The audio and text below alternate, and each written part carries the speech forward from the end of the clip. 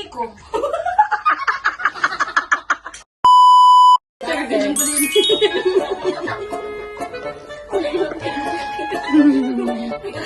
Hoarders in TLC. Again. This is the reality of moving out from one place to another. You don't know that you have many things, but you have no place to put it. Then, we'll try to dispose of it. Dispose? Them? What? Dispose it. Welcome to the episode of Hoarders by TLC. And this is the situation. 28-year-old Rico. Wait. Stop it. Get some help. 28-year-old Rica De Vera is an OFW from the Philippines who is currently working here in Kuwait. See? And we didn't know that she has this addiction of hoarding things. And right here, we have Genevieve and Alalaw. You're violating the permission of the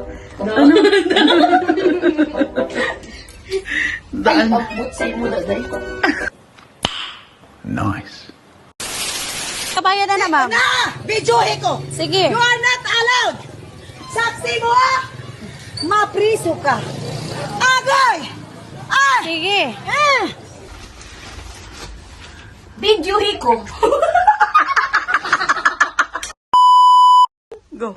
Go? Video Hiko. You are not allowed.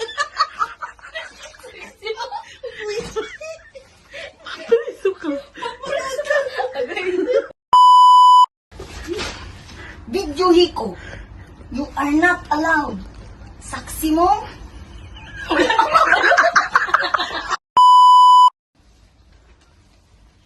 Video Hiko. You are not allowed. Saksi mo, mapriso. Videohe ko! You are not allowed! Saksi mo? Mapriso ka! Agoy!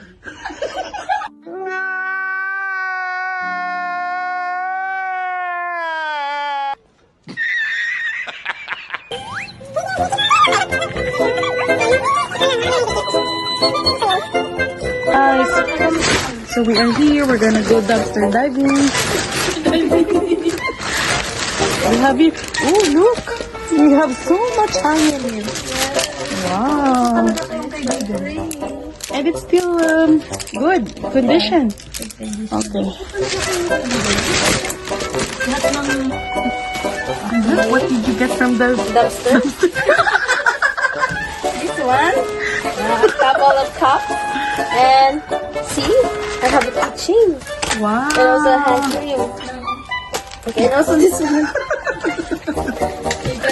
A set of Kitchenware. Wow! And this dumpster. Ay, sorry.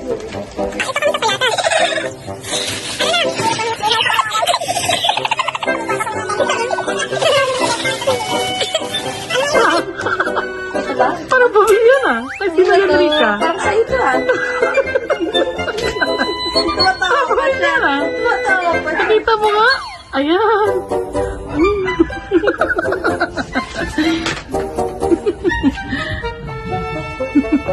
Video ko?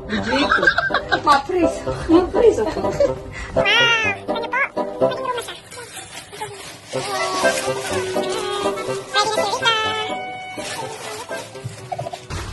Video Hiko. Mapriso. Nasok na imo.